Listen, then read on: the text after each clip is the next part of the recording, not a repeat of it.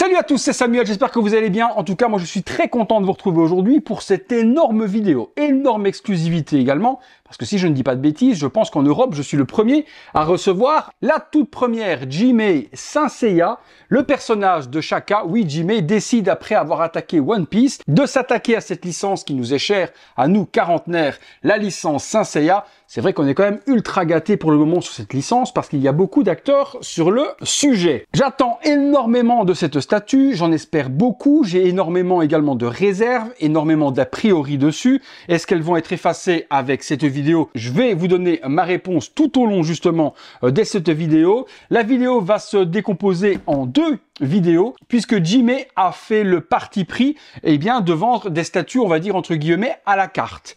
On achète ce qu'on a besoin et on achète ce qu'on a envie. 3 éditions sur cette Shaka. La version A, qui est la plus grosse des statues représentant le personnage. Une version B beaucoup plus contenue dans un petit socle. Et une version C qui sera un petit buste additionnel également, qui va être compatible uniquement avec la version B.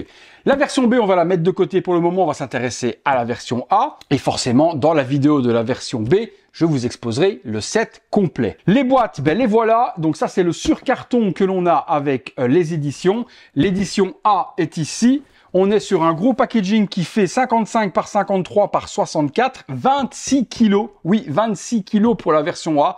Ça pèse le poids d'un âne à moitié mort. Pour la version B qui est ici, petit carton qui fait 6 kg et on est sur des dimensions de 56 par 45 par 30, assez contenu pour la petite version. Les éditions sur la version B, 488 exemplaires, on en parle dans la prochaine. Sur la version A, 288 exemplaires, donc tout petit tirage. Vous remarquerez sur la boîte que la mienne n'est pas numérotée, il s'agit d'une artist proof. Qu'est-ce qu'une artist proof? Il y a deux significations différentes de l'artist proof. Les premières sont souvent, d'après la légende, des statues qui sont peintes par des artistes indépendants avec une meilleure qualité que la production finale. Je ne pense pas que ce soit le cas de ce que j'ai reçu de la part de Jimé. Je pense que artist proof, pourquoi? C'est une statue qui m'a été envoyée gracieusement par Jimé, que je remercie au passage, pour vous en faire la découverte. Je précise qu'ils n'ont pas spécialement besoin de publicité sur cette statue, puisqu'elle est complètement sold out. Donc l'envoi a été fait vraiment gentiment de leur part, pour la vidéo uniquement. Afin de ne pas, par contre, se priver d'une édition pour l'exemplaire envoyé pour vidéo, Jimé appelle ça une artist proof, comme ça les 288 numéros peuvent être vendus. Allez, assez parlé et on part sur le packaging, c'est parti. Le packaging de la version A, on reprend, comme d'autres ont fait dans le passé, la Pandora Box de la Vierge. Elle est imprimée sur toutes les faces, aussi bien la face avant, où on retrouve le design de la Pandora, sur les côtés, également ici de l'autre côté, sur le dessus aussi, comme sur le dessous. À l'arrière, par contre, on retrouvera le visuel de la statue, réservé aux personnes de plus de 14 ans, le visuel complet, les différentes licences, puisque forcément, étant Jimé Palace, ce sera sous licence Masami Kurumada officielle. On retrouve également après les petits warnings habituels. On passe au contenu des polystyrènes, je vous fais découvrir ça. Comme nous sommes sur une découverte d'une toute première statue, on découvre tout ensemble. Lorsque vous ouvrez le packaging, vous retrouvez une paire de gants Jimé Palace, également une enveloppe, on va regarder ce qu'il y a à l'intérieur. Premier étage, on prend déjà une grosse claque, ne fût-ce que par la taille de la base. Donc la base, je m'attendais pas à un truc énorme, je m'attendais à ce qui se fait d'habitude dans le monde du 1/6. Là, j'étais pas prêt. L'énorme chapelet qui se trouve ici aussi, qui va se trôner sur la base, ça c'est un petit peu ouf. On continue. Niveau 2, on retrouve la tête, l'alimentation pour le light-up, un bras qui dépasse les bras de Shaka et puis également un ornement qui est juste ici. Niveau 3, on retrouve le Bouddha, les différents chapelets, le corps de Shaka et puis encore un ornement juste là. Allez, on est parti pour le montage. On est parti, on regarde ce qu'il y a à l'intérieur. Pour commencer, la petite enveloppe qui est ici avec le symbole Jimé en cire. C'est leur certificat d'authenticité. Comme je vous dis, il est marqué que c'est une artist proof, donc numéro sorti des exemplaires pour la vidéo. Donc le certificat Saint Seiya, il y a les labels habituels, vous voyez tout ça de près, je vous montre. Les gants, je les utilise pas, mais pour ceux qui aiment, c'est fourni. Et puis à l'intérieur du petit sachet qui est ici, on retrouve le manuel de montage, un petit stickers Jimé Palace, des warnings, et puis la notice qui est vraiment ultra bien faite, où se remettre les éléments dans la boîte, et puis également toutes les étapes une par une, avec également où est-ce qu'il faut faire attention lorsque vous attrapez les parties. Je vais vous expliquer les parties où il faut faire vraiment attention. C'est la partie rouge avec tous les spikes. Ne surtout pas attraper, je vous mets un petit visuel là, également les éléments par cet endroit-là. Et le Bouddha, prenez-le également dans la nuque et par-dessous, ne l'attrapez pas par le bras. Car sachez qu'avec le froid, la résine peut être plus cassante qu'à la normale. Donc laissez toujours reposer vos statues dans un endroit en température ambiante pendant 24 heures, comme vous disent d'autres fabricants. Ensuite, montez votre statue. Bon, ben rien de bien compliqué pour le montage. On va regarder ça. Je découvre en même temps que vous et on commence par la base. La base, je m'attendais pas à une galette comme ça.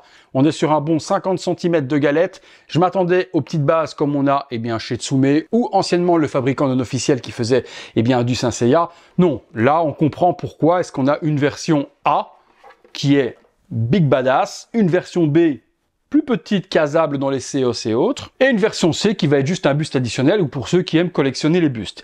Mais les versions A, si vous voulez collectionner toutes ces versions-là, il va falloir de la place, les amis, parce que si elles font toutes cette pizza XXL format familial, bonjour. Bon, sur le dessous, on retrouve Virgo, Shaka, les petites licences habituelles, et puis Artist Proof 288 pour celle-ci. Par devant, Shaka avec le petit sceau se trouvant sur le sceptre d'Athéna, juste là par devant, et puis sur le dessus, on retrouve le design justement du chapitre Hadès. Souvenez-vous, lorsqu'il y a le sacrifice de Shaka, à un moment donné, on voit le Shaka enfant qui est assis sur un sol, et c'est ce sol-là justement qui est représenté lors de l'attaque. Bon, hop.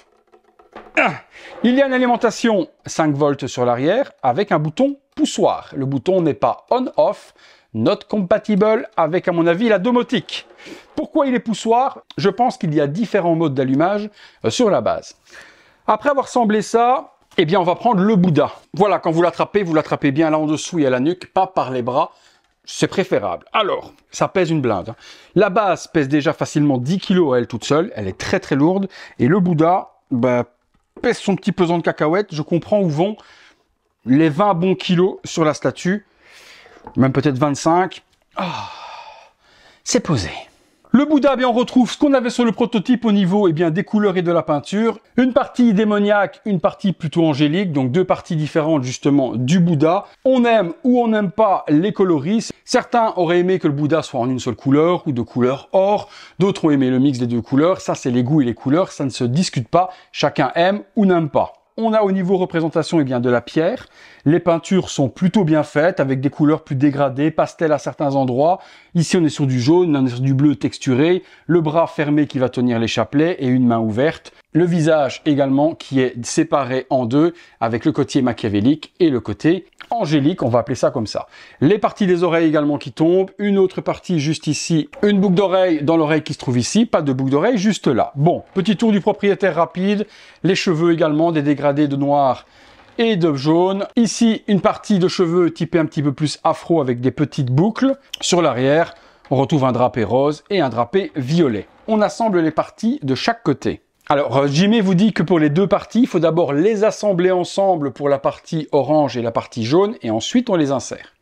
Alors, les parties les plus fragiles, c'est ces deux-là, et si vous pouvez être deux, je vous le conseille. Celle-ci, ma foi encore, ça va, elle est en résine pleine. Celle-ci, sans vous mentir, c'est en résine translucide, c'est fragile de ouf. Franchement, cette partie-là, faites vraiment attention lorsque vous la tenez. Je sais même pas par où la tenir, mais on sent que ça peut claquer à tout moment. C'est très fragile. Donc cette partie-là, vraiment, faites ultra gaffe.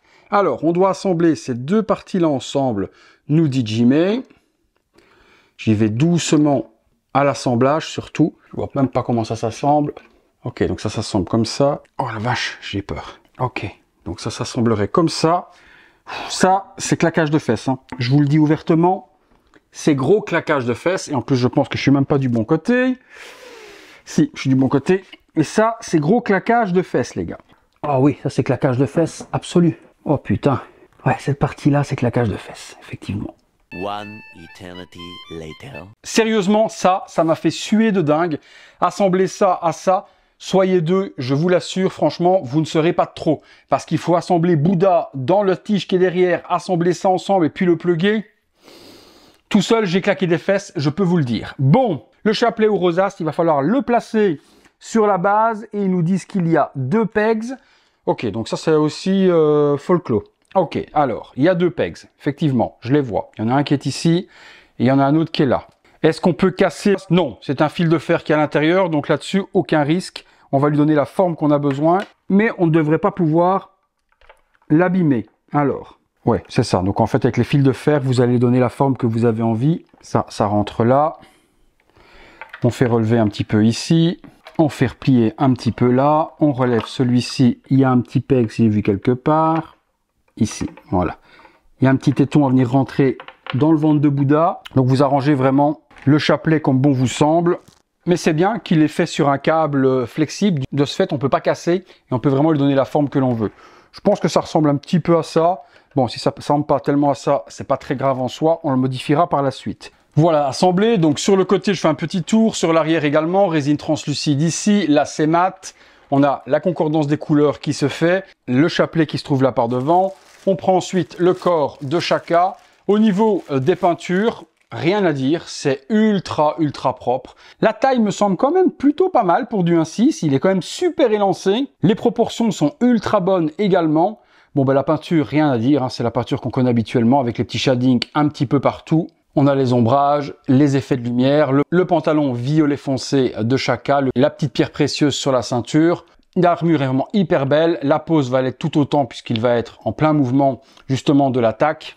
La statue s'appelle Tenbu Orin, je sais pas si ça se dit comme ça, mais bon, on s'est compris. Et ça voudrait dire l'attaque, le trésor dans le ciel. Moi, j'ai le souvenir dans l'animé que lorsqu'il tient le chapelet, justement, et s'il vient à l'agiter, il vous prive des 5 sens. Pour moi, ce serait l'ablation des 5 sens, l'attaque, mais la statue s'appellerait le trésor du ciel. Vous me direz dans les commentaires si c'est vraiment le nom de l'attaque, ou alors si c'est l'ablation des 5 sens, en traduction française peut-être. Aidez-moi là-dessus. Bon. Vous l'avez vu de près, c'est quand même vraiment ultra bien fait. J'aime également les ombrages qui sont faits sur la partie de devant, qui donnent un aspect vraiment totalement différent à l'armure de Chaka sur le torse. On a des ombrages bruns, des ombrages un peu plus dorés, un peu plus ocre. Sublime ça. On pose le personnage, un pied ici, un pied là. Tout ça semble parfaitement. Il n'y a pas de pâte fixe à devoir mettre, pour le moment en tout cas. Juste la difficulté, je vous rappelle, de la partie arrière. Les 2 bras sont là, peinture exceptionnelle également, les doigts bien traités avec également un petit shading rosé sur les doigts, les ongles sont détaillés également à l'intérieur de la main, la peinture sur les bras c'est exceptionnel aussi, l'armure elle est sublime, les parties au niveau des épaules, magnifique au niveau de la peinture, rien à dire là-dessus et ici vous remarquerez qu'il n'y a pas de partie épaule puisqu'elle est déjà sur la statue. Pour le moment au niveau ressenti, je sens de la qualité, c'est lourd, c'est bien fait, même le corps de chacun lui-même il est bien lourd, c'est pas un truc hyper léger, on sent la qualité. Où je vous dis que j'ai des réserves, c'est que pour le moment, en tout cas par rapport à ce que j'ai eu moi dans le passé chez Jimé, je reconnais pas la patte Jimé Palace. Jimé Palace, c'est toujours des grosses statues de dingue avec plein d'effets de partout, de la résine translucide qui dégueule, en veux-tu, en voilà. Là, c'est grand, c'est beau, c'est magnifique, mais est-ce que je vais vous dire que je retrouve la patte Jimé? Non, pas encore, à voir une fois qu'elle sera terminée. Bon, les bras, ça s'assemble parfaitement, l'aimant est super fort, rien à dire non plus. On place ensuite la tête. La tête, très impressionnant également dans le poids.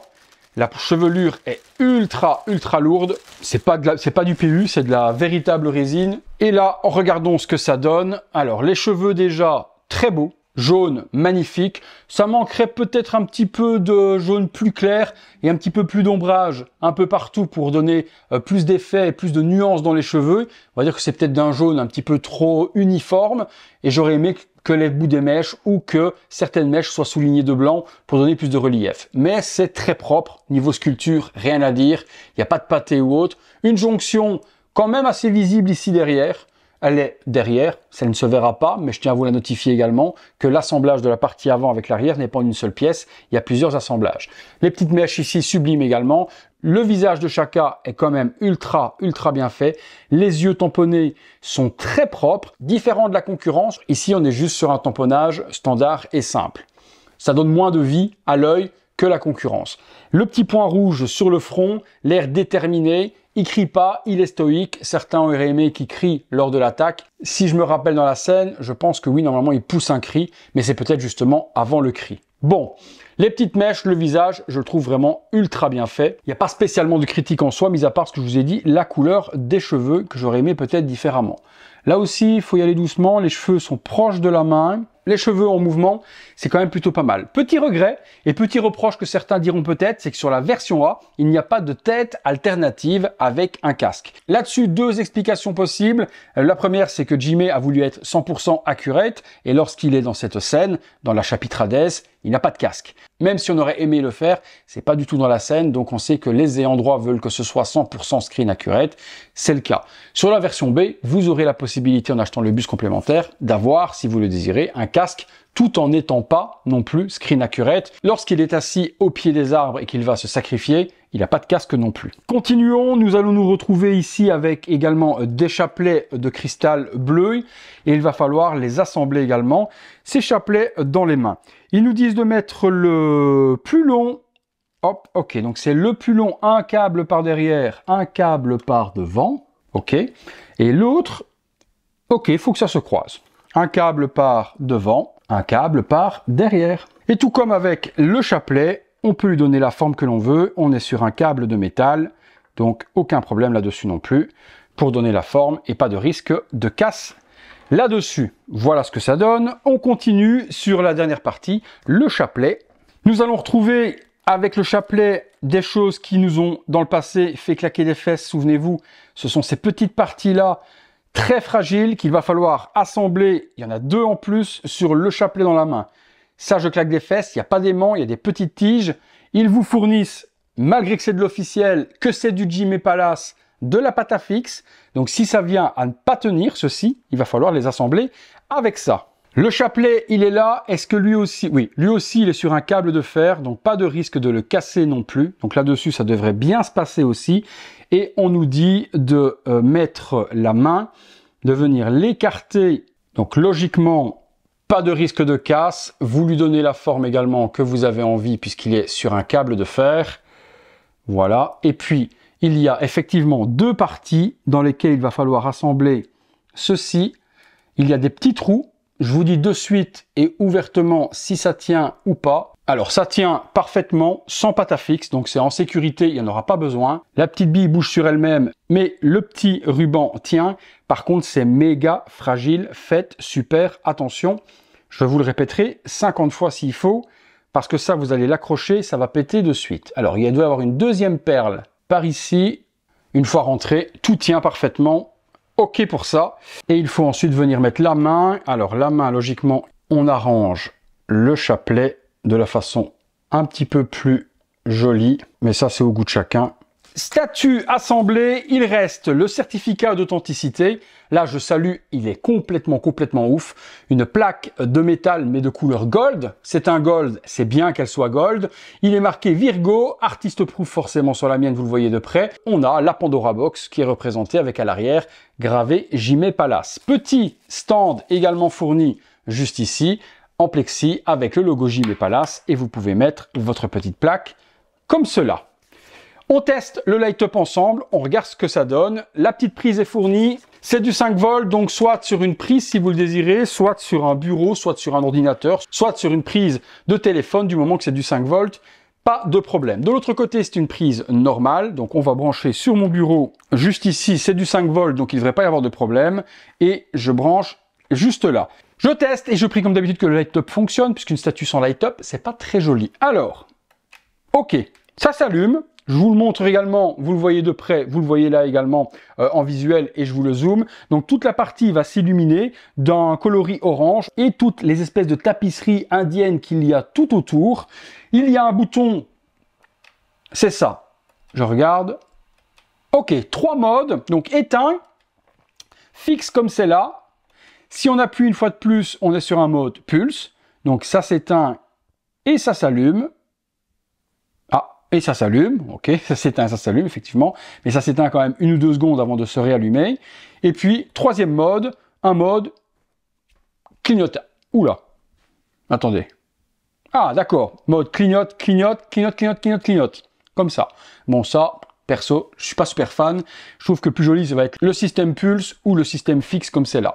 On se met dans le noir, on regarde ce que ça donne. On est dans le noir, allumé, ça donne ceci. Vous le voyez en visuel, ça éclaire. Oui, ça éclaire le personnage et ça éclaire également le Bouddha à l'arrière. Le deuxième mode pulse va être comme celui-ci. Je regarde en même temps la statue comme vous. Ouais, ça pulse. Ok, ça s'éteint pas totalement et puis ça repulse. Et le troisième mode, le mode clignotement, tac, tac, tac, tac, et ainsi de suite, ça clignote, ça clignote, ça clignote vite.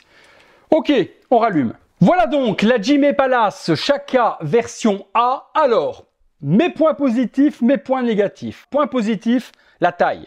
Ça en impose de dingue, mais ça sera peut-être également un point négatif. C'est que ça en impose de dingue, mais ça prend beaucoup de place.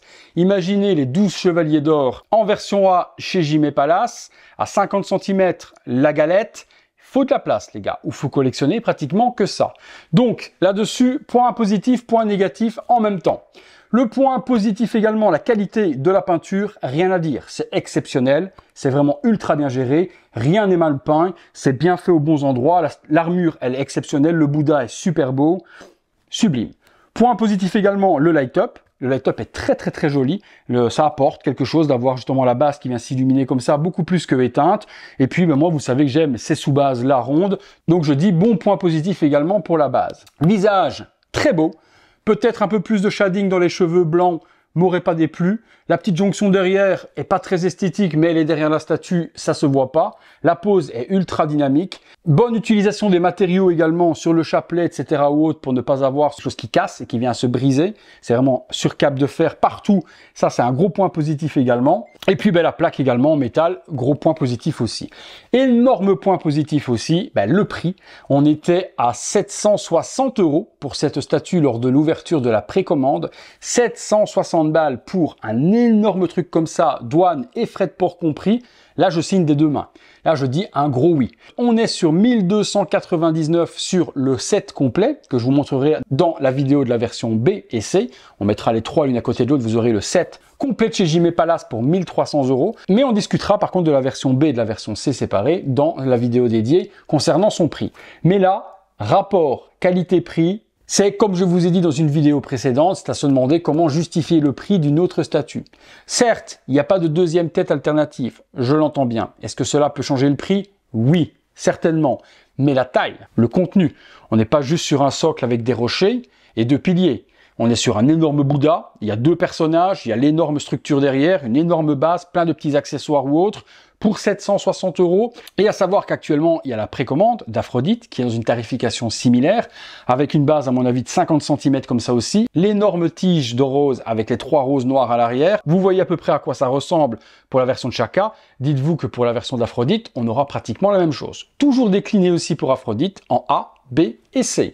Je vous mets de toute façon dans la description de la vidéo les liens si vous voulez précommander la Aphrodite. Celle-ci, malheureusement, elle est sold out, plus difficile à trouver si vous ne l'avez pas déjà précommandée ou peut-être sur le marché secondaire, mais va falloir s'accrocher. Donc voilà, beaucoup de points positifs. Les points négatifs, ben, je vous l'ai dit, la taille. Il va falloir déjà trouver de la taille pour placer tout ça. Et puis ben, également, c'est que comme je vous ai dit en introduction, et je reste là-dessus, je ne retrouve pas la patte Jimé Palace sur cette statue quand je la compare avec la gamme One Piece. C'est certes très beau, certes très bien peint. Là-dessus, je reconnais la qualité de Jimé. Maintenant, sur la prise de risque et sur la folie des statues qu'on trouve sur l'univers One Piece, je ne retrouve pas cette folie-là dans l'univers de Saint Seiya.